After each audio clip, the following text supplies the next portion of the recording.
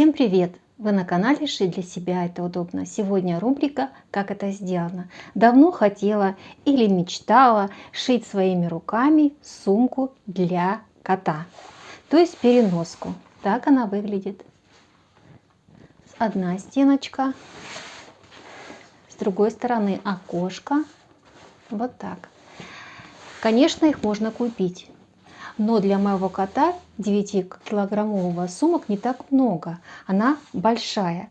40 сантиметров, по высоте 30 и по ширине тоже 30. При раскрывании сумка интересна тем, что она раскрывается полностью. Смотрите.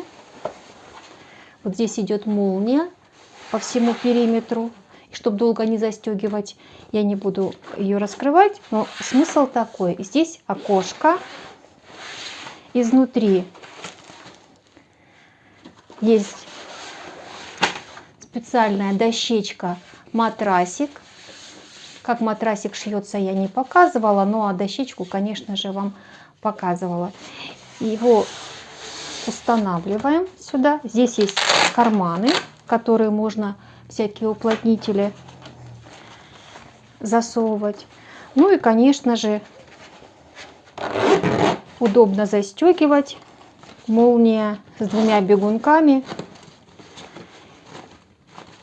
Так выглядит сумка. Ручки. Если вам тоже такая сумка жизненно необходима, есть необходимость ее сшить, и она вам понравилась, то ставьте пальчики вверх, нажимайте на колокольчик, и вы первыми узнаете о всех новинках, которые выходят на моем канале. Ну и, конечно же, смотрите видео дальше. Хочу рассказать, как я шила сумку, которую ни разу не шила. Повторюсь, она для кота. Переноска, сумка-переноска. В первую очередь начала я с дна. Для дна буду использовать разделочную доску. Вот, и размеры ее 30 на 40. Если есть возможность чуть-чуть больше взять, берите больше. Я более жесткой вещи не нашла. Вот, и уже отталкивалась от нее. Теперь досточку убираем. Потребуется 2 детали дна. Я ее сделала 45 на 33. Это уже с припусками, теми, которыми я хочу. Вот, где-то по 1,5 сантиметра будет шов. Это само дно. Теперь у сумки будет 2 стеночки. Одна стенка будет глухая, а другая с сеточкой. Вот. Размеры, высота ее 33, ширина такая же, ну, 30, получается, она будет по высоте. А вот так, в моем случае 33, потому что, ну, вот написано 33. Значит, это ширина досточки. Теперь через 10 сантиметров я прочертила линии. Вот это будет окошко, из чего я буду делать окошко. Окошко будет у нас из коврика. Вот такого, для посуды. Вот я решила, что оно подойдет по цвету. Ткань, которую я использую для основной детали, это плащевка. Так, одна черная, другая контрастного цвета. И все детали дублируются. Их нужно делать, ну, пропорционально, естественно. А также молния в районе 2 метров она должна быть разъемная. Вот. И еще буду использовать тесьму для обработки срезов. Вот. И, конечно, ручка. Это лента жесткая. Я ее часто использую для ручек. Для того, чтобы сумка приобрела жесткость, верхушка, размер верхушки сейчас тоже скажу. Это вот тоже 2 детали, только одна больше другой. Та, которая идет вовнутрь, она побольше. Та, которая сверху, она поменьше. Значит, размеры нужно, у меня размеры нижней детали 45 на 88, а верхней 45 на 81. Это нужно для того, чтобы сделать заход для засовывания вот этой жесткой вещи. То есть вам нужен еще, вот смотрите, что, насколько я знаю, под ламинат его укладывают. Чем жестче, тем лучше. Это после того, когда сумка будет пошита, в кармашек я засуну вот такие штучки. С чего начинаю? С заготовки отдельных частей. И буду показывать постепенно каждый этап в отдельности. Итак, сборку сумки я начинаю с этой стеночки. Вот с этой стеночки, которая с сеткой. И у меня сетка по ширине немножко не хватало. Поэтому по сторонам я вот так дотачала два кусочка. Один цветной, один черный. И вот настрочила потом строчку. Вот так. И теперь мне нужно притачать вот эти стороны с двух сторон к сетке аналогичным способом. То есть я с одной стороны укладываю одну деталь, с другой стороны другую деталь и даю строчку. Вот, а потом выворачиваю на лицо и настрачиваю как с одной, так и с другой стороны. Получается готовая стеночка. Одну деталь я заготовила, ее теперь нужно осноровить относительно второй. Нужно уложить одну на одну, вот так. Две детали там, две детали там. И все остальное срезать то, что не нужно. Вот. С одной и с другой стороны.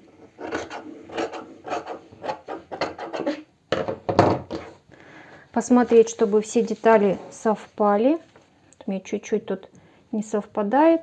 Можно уложить деталь выкройки, обмелить и осноровить.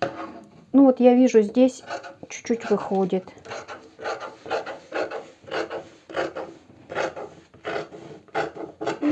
Тоже осноравливаю. Вот, и где-то по 1,5 сантиметра я оставляю.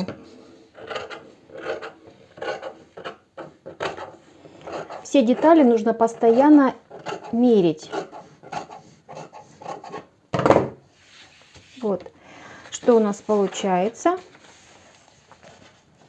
Две детали. И вот в эту деталь будет вкладываться жесткая часть тоже.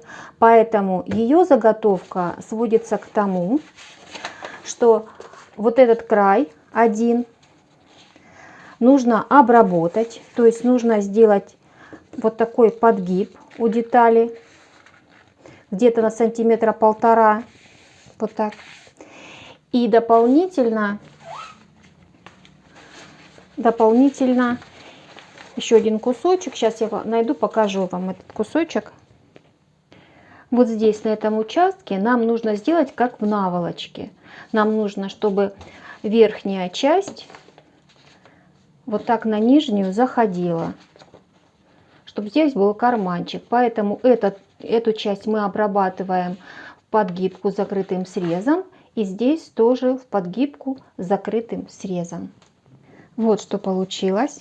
Заход с этой и с этой стороны. И здесь я еще прилепила липучку для того, чтобы этот участок закреплялся. Затем нужно здесь и сделать закрепку. И теперь нижнюю часть, черная у меня нижняя часть, я соединяю с нижней частью дна, а верхнюю с верхней частью дна по этому участку. Одну боковинку мы притачали, так это выглядит с изнанки. Вот. А так выглядит с лица. Все шовчики я настрочила для дополнительной жесткости, чтобы лишний раз не утюжить. Вот. И здесь тоже настрочила отделочную строчку. А вот этот участок нужно соединить между собой. И вот эта изнанка, вот это у меня будет лицо, поэтому я сначала притачиваю к двум сразу здесь, даю строчку, а затем подворачиваю с этой стороны и по лицу даю строчку. То есть прикрепляю так, чтобы не видно было ни одного шва. Для тех, кто не понял, еще раз показываю. Сначала присоединяю вот так, затем накладываю, я показываю изнанку и настрачиваю по лицу в шов притачивания.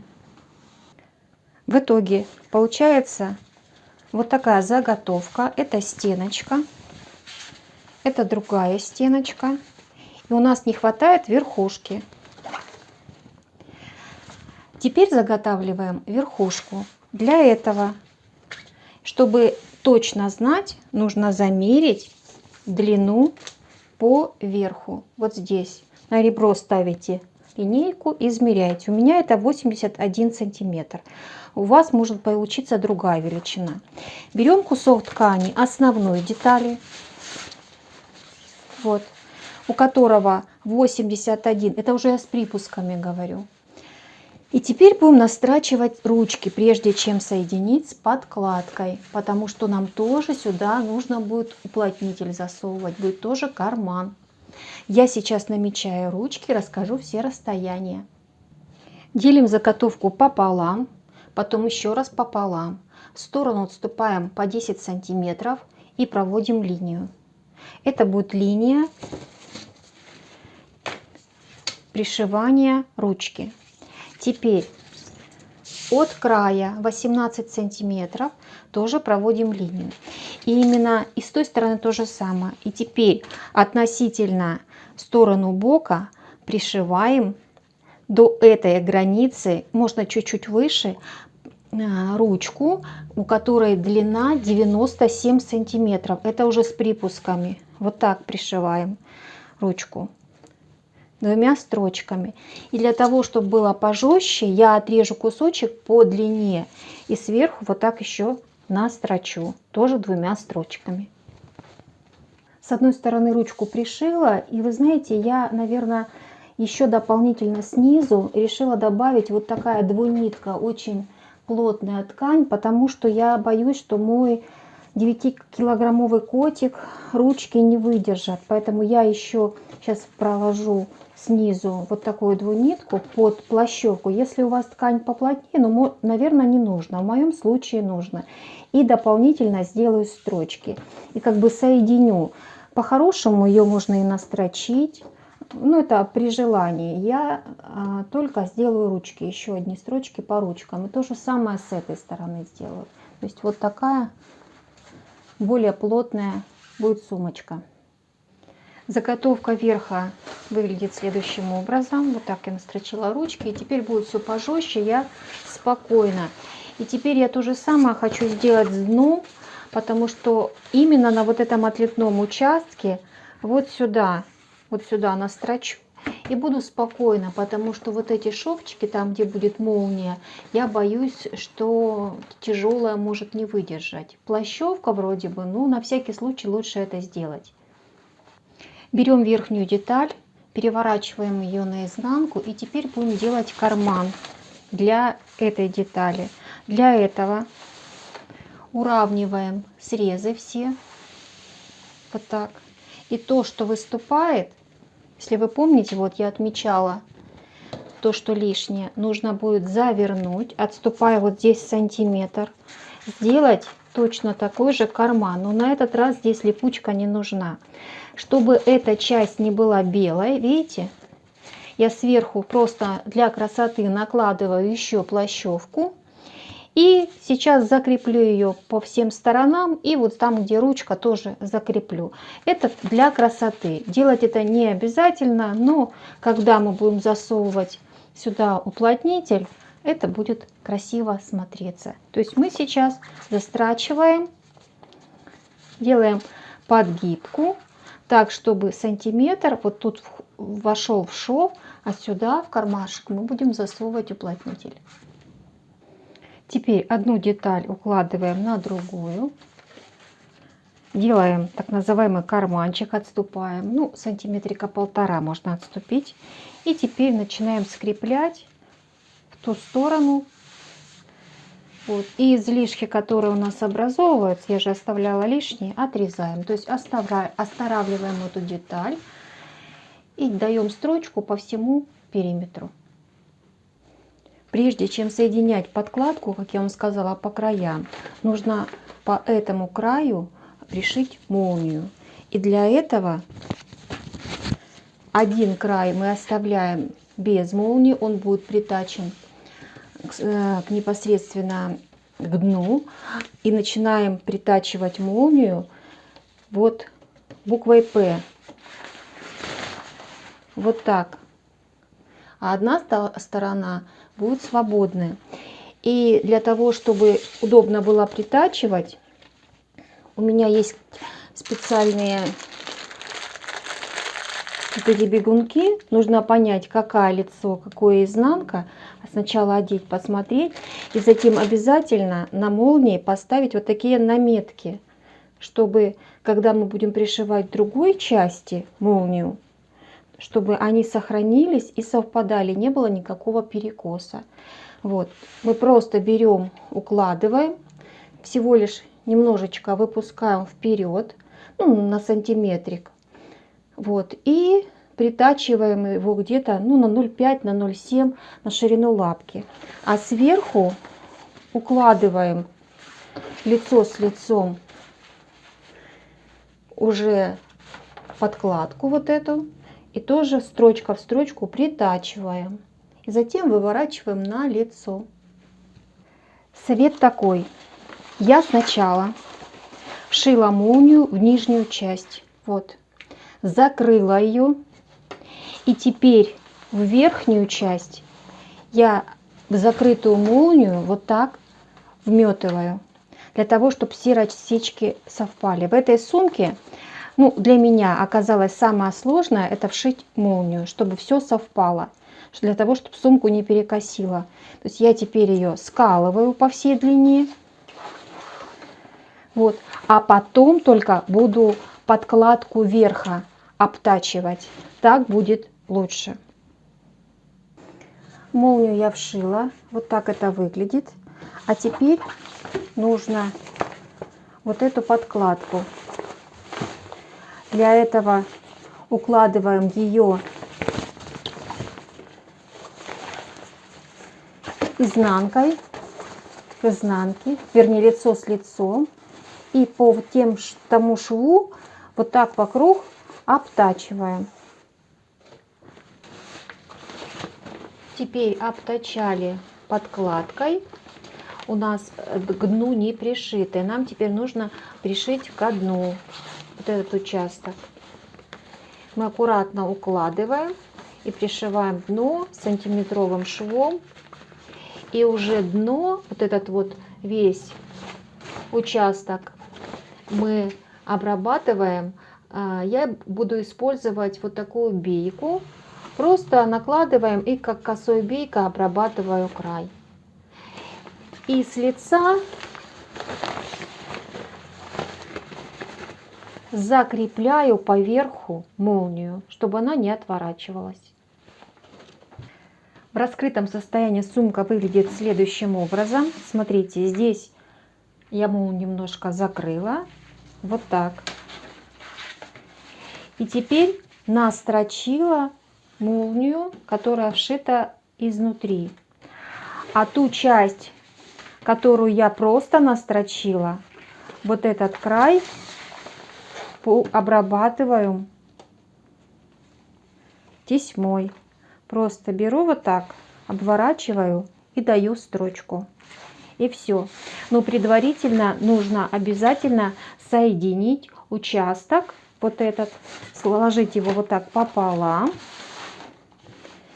и дать строчку сантиметровую от начала до конца. Таким образом мы соединим дно сумки.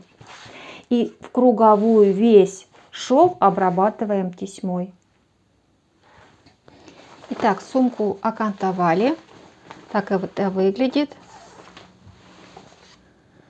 Вот, и теперь у нас здесь есть карманчик, через который раскрываем.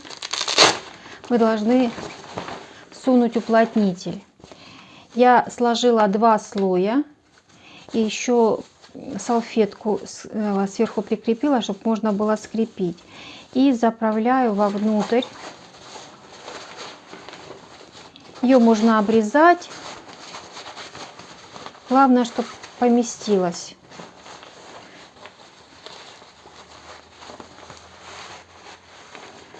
Так, в эту часть мы всунули. Нужно обрезать все ниточки. Сюда пойдет дно. Но у нас еще есть карман, как в пододеяльнике. Это вот здесь. И туда я тоже буду такой же уплотнитель, только в 2 слоя. Сейчас подумаю, может быть, тоже соединю его по краю. Вот. Но для того, чтобы соединить, нужно либо бумагу подкладывать, либо тоже какое-то нетканое полотно, потому что машинка не строчит по этому материалу. И вот сюда, в этот карман, по всему объему нужно тоже засунуть. Ну а потом дно останется. Уплотнитель я засунула. Вот так это выглядит. Сюда одну часть уплотнителя. А сюда досточка у меня не поместилась. Сюда я засунула вот такие салфетки пластиковые. 2. Но со временем куплю досточку. Или отрежу ту. Вот так. И теперь это нужно все застегнуть.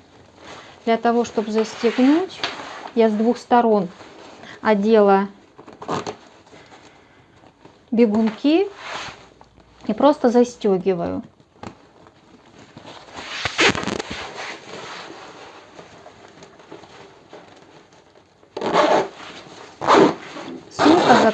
Сумка застегивается по всему кругу.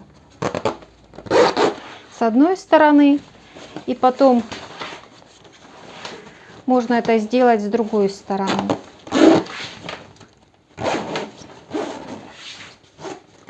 Вот как получается. Большая сумка. Теперь нужно отутюжить. Смотрите, какая красота. И окошко для кота тоже есть. Вот такая сумка для моего котика будет правильного размера. Если вам понравилась идея шить сумку, переноску для своего животного, ставьте пальчики вверх, нажимайте на колокольчик, и вы первыми узнаете о всех новинках, которые выходят на моем канале. И всем творческих успехов! Филик, домик тебе. Проводим испытание. Как тебе? Нравится? Филюш, залазь. Ты мой, ты золотой котик.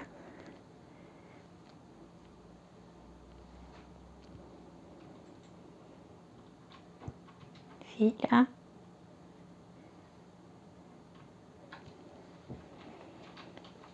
О, мой золотой. Нравится домик моему котику. Ну все. Скажи класс. Филя.